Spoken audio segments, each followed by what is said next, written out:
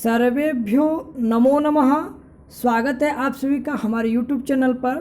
हम लोग इस वीडियो में काव्य के लक्षण और उनके प्रवर्तक से संबंधित कुछ प्रश्नों को हल करेंगे, जो आप लोगों के लिए रिवीजन है। आप लोग इसके साथ रिवीजन भी करते हुए चलेंगे। तो पहला प्रश्न देखते हैं हम लोग, रीतिरात्मा काव्यस्य इति कस्य मतम। तो रीतिरात्मा काव्यस्य का मत किसका है? तो आपको याद होगा वामनस्य। इसका जो पहला विकल्प है यह सही है, वामन का। ठीक है, रीतिरात्मा काव्य से इनका लक्षण भी है, तो ये इनका काव्य का लक्षण है। तो आप सभी के काव्य का लक्षण जरूर स्मरण किए होंगे, उम्मीद है कि। जैसे देखिए, वाक्यम रसात्मकम काव्यम इति कस्य लक्षणम। तो वाक्यम रसात्मकम काव्यम, यह किसका लक्षण है? तो आप लोग जान रहे हैं कि तददोषो शब्दार्थो सगुणा वनलंकृति पुनः क्वापि मम्मट का है, विश्वनाथ का ये वाक्यम रसात्मकम काव्यम विश्वनाथ जी का है। और दंडी का शरीरम तावदिष्टार्थम व्यवच्छिन्ना पदावली, और भामा का शब्दार्थो काव्यम करके आता है। चलिए 3 नंबर प्रश्न की तरफ चलते हैं। देखिए आ गया, शब्दार्थो सहितौ काव्यम इति केन प्रोक्तम। तो मम्मट का हम लोगों ने देखा, तददोषो शब्दार्थो सगुणावलंकृति पुनः क्वापि, और दंडी का शरीरम तावदिष्टार्थम व्यवच्छिन्ना पदावली। तो ये भामा का 4 नंबर विकल्प जो है, शब्दार्थो सहितो काव्यम इति भामहेन प्रोक्तम, ये भामा के द्वारा कहा गया है। ये इनका काव्य लक्षण है। ठीक है, इनका जो काव्यालंकार ग्रंथ का नाम है। इस तरह से आप लोग स्मरण किए होंगे, उम्मीद है कि। चलिए, तो रिवीजन के लिए है, काव्य से आत्मा ध्वनि ही इति कस्य मतम।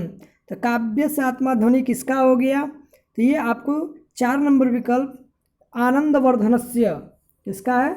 आनंदवर्धन का। क्योंकि मम्मट का आप लोग स्मरण किए हैं, तद्दोषो शब्दार्थो सगुणावलंकृति पुनः क्वापि। विश्वनाथ का हम लोगों ने देख लिया, वाक्यम रसात्मकम काव्यम। अब पंडित राज जगन्नाथ जी का जो है, रमणीयार्थ प्रतिपादक शब्द काव्यम। ठीक है, तो आनंदवर्धन का काव्य से आत्मा ध्वनि। तो इस तरह से चलिए हम लोग चर्चा करते हुए चल रहे हैं आगे। ये आपको जो मेल दिख रहा है, इस मेल पर आप जो भी प्रश्न कल करके आएंगे, तो उससे संबंधित आपको जो भी स्मरण होगा उसको आप लिखकर मेल कर सकते हैं कि ये प्रश्न पूछा था। चलिए ठीक है, 5 नंबर प्रश्न देखते हैं। आनंदवर्धनेन कह संप्रदाय समर्थित। आनंदवर्धन के द्वारा कौन सा संप्रदाय समर्थित किया गया? तो रीति का आप जान गए कि रीतिरात्मा काव्यस्य वामन का है, और वक्रोक्ति संप्रदाय कुंतक, वक्रोक्ति। ठीक है, रस संप्रदाय हमारे भरत मुनि जो हैं, जो पहला संप्रदाय है रस संप्रदाय। बचा इसमें 4 नंबर ध्वनि संप्रदाय, क्योंकि हम लोग अभी पढ़ा ध्वनि संप्रदाय के बारे में, काव्य से आत्मा ध्वनि ही। ठीक है, तो ये ध्वनि संप्रदाय 4 नंबर विकल्प इसका सही है। अब 6 नंबर प्रश्न, रमणीयार्थ प्रतिपादक शब्द काव्यम इति कस्य मतम।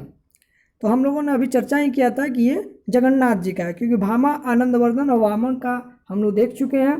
तो ये पहला विकल्प इसका सही है, रमणीयार्थ प्रतिपादक शब्द काव्यम। इसको अवश्य स्मरण करके जाइएगा, ये प्रश्न बिल्कुल आएगा। ठीक है, यही प्रश्न आएगा, क्योंकि ये नवीन है इसलिए पूछा जाता है। असौ न मन्यते कस्मादनुष्णम अनलंकृतीति कह कथयति। तो ये जो आता है श्लोक, आपको हम पहले वीडियो में भी चर्चा कर चुके हैं कि ये जयदेव का है, चंद्रालोक से ये उन्होंने चंद्रालोक में कहा है। ठीक है, तो ये दूसरा विकल्प सही है, तो इसको आप लोग अवश्य स्मरण करके जाइएगा। ठीक है, क्योंकि जयदेव का भी पंक्ति पूछा जाता है। मम्मट और पंडित राज जगन्नाथ, जयदेव, विश्वनाथ, ये लोग सब प्रसिद्ध है। इसमें सब प्रसिद्ध ही 6 संप्रदाय है, 6 संप्रदाय से संबंधित इसमें प्रश्न है। चलिए, वक्रोक्ति काव्य जीवितम इति कस्य मतम। तो वक्रोक्ति काव्य जीवितम, हम लोग बार बार वक्रोक्ति की बात कर रहे हैं, तो कुंतक जी है, वक्रोक्ति कुंतक। ठीक है, तो ये वक्रोक्ति काव्य जीवित किसका हो गया? कुंतक का। दंडी का हम लोग पढ़ चुके हैं, शरीरम तावदृष्टार्थम व्यवच्छिन्ना पदावली, और भामा का शब्दार्थो सहितो काव्यम, मम्मट का तददोषो शब्दार्थो सगुणावलंकृति पुनः क्वापि। ठीक है, तो इसका हम लोग का पहला विकल्प सही है। चलिए अब 9वें नंबर प्रश्न की तरफ चलते हैं। कह रहे हैं, शरीरम तावदिष्टार्थम व्यवच्छिन्ना पदावली इति कस्य वाक्यम। यह किसका वाक्य है? तो हम लोग चर्चा जब करते आ रहे हैं तो आप लोग समझ चुके होंगे कि इसमें से कौन सा सही विकल्प है।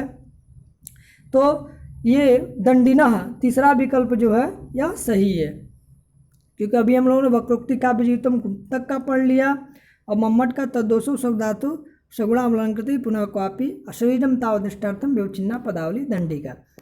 चलिए 10 नंबर प्रश्न देखिए, ये मेल आपको बार बार इसलिए दिखाया जा रहा है कि इस पर आपको मेल करना है। कल जो आप प्रश्न हल करके आएंगे तो वो मेल ज़रूर करिएगा। चलिए इस पर अभी सूचना का वीडियो भी जारी किया जाएगा और इसके आगे भी एक वीडियो अभी आपको दिखाया जाएगा वेद से संबंधित, तो उसको भी अवश्य देखिएगा। तददोषो शब्दार्थो सगुणावलंकृति पुनः क्वापि, हम लोग बार बार चर्चा कर रहे हैं तो आपको स्मरण भी हो जाएगा और स्मरण हो भी गया होगा। तददोषो शब्दार्थो सगुणावलंकृति पुनः क्वापि मम्मटः, 4 नंबर विकल्प आपको दिख रहा है मम्मटस्य। ठीक है, तो हम लोगों ने देखा कि मम्मट का ये तददोषो शब्दार्थो अलंकृति पुनः क्वापि है। इस तरह से मम्मट का ग्रंथ का नाम क्या है? काव्य प्रकाश। काव्य प्रकाश में कितने उल्लास हैं? 10 उल्लास है। उसी तरह विश्वनाथ जी का साहित्य दर्पण 10 परिच्छेदों में है। इस तरह से याद रखिएगा आप लोग। ठीक है, चलिए आगे चलते हैं। अदोषम गुणवत्काव्यम अलंकारैरलंकृतम इति कस्य वाक्यम। देखिए ये आ गया अदोषम गुणवत्काव्यम अलंकारैरलंकृतम, तो ये आपको भोज पहला जो विकल्प है ये सही है, भोज का ये है। ठीक है, तो इसको भी अवश्य देख लीजिएगा आप लोग। चलिए आगे चलते हैं। 12 नंबर प्रश्न में कह रहे हैं कारणानत कार्याणि सहकारिणी यानी च। हालांकि ये काव्य प्रकाश का है, शायद पूछा जा सकता, नहीं भी पूछा जाएगा। कारणानत कार्याणि सहकारिणी यानी च आयाति, कहाँ से इति कस्य विषये, इति कस्य विषय आयाति, किस विषय में यह कहा गया है? तो ये जो है रस स्वरूप के विषय में मम्मट जी ने अपने काव्य प्रकाश में कहा है। ठीक है, रस स्वरूप के विषय में, इस पर ज़्यादा विशेष ध्यान नहीं देना, बस ऐसे ही देख लीजिएगा कि कारणानथ कार्याणि सहकारिणीयानि च रत्यादि स्थानीय लोके तानि चेन्नाट्य काव्यो, ऐसे करके है। ठीक है, 13 नंबर रसः इति कः पदार्थ। रस जो है कौन सा पदार्थ है? तो भोज्यमान है कि श्रवण पे है? नहीं, आस्वाद्यमान है। तीसरा विकल्प इसका सही होगा, आस्वाद्यमान है। रस जो है वाक्यम रसात्मकम काव्यम जो कहा जाता है, चाहे नहीं विभावानुभाव व्यभिचारी संयोगात रस निष्पत्ति जो है, तो उसकी बात यहाँ पे होता है। भरत मुनि जी का लक्षण है ये। चलिए 14 नंबर प्रश्न कह रहे हैं अधोलिखितेषु भरत मुने रससूत्रे किम उल्लेखम नास्ति। तो हमने अभी पढ़ा कि विभावानुभाव व्यभिचारी संयोगात रस निष्पत्ति। तो देखिए विभाव का नाम आया, अनुभाव का नाम आया और व्यभिचारी का भी आया। तो विभावानुभाव व्यभिचारी संयोगात रस निष्पत्ति में स्थायी भाव का नाम नहीं आ रहा है, तो ये पहला विकल्प ही सही हो जाएगा। ये लक्षण तो अवश्य आप लोगों को याद होना चाहिए। रस का ये रससूत्र है ये। ठीक है, यही रससूत्र विभावानुभाव व्यभिचारी संयोगात रस निष्पत्ति। चलिए 15 नंबर प्रश्न देखते हैं। कह रहे हैं आ गया विभावानुभाव, यहाँ पे सही कर लीजिएगा, विभावानुभाव होगा, विभावानुभाव लिखा गया है, यहाँ पे दीर्घ संधि होकर विभावानुभाव व्यभिचारी संयोगात रस निष्पत्ति इति कस्य मतम। अभी हम लोगों ने चर्चा कर लिया कि भरत मुनि जी का ये रस सूत्र है, तो भरतेन, ये 15वां का 4 नंबर विकल्प सही है। चलिए बहुत बहुत धन्यवाद। वीडियो पसंद आया होगा तो लाइक ज़रूर करिएगा, चैनल को सब्सक्राइब कर लिया और अपने मित्रों को भी शेयर कर दीजिएगा।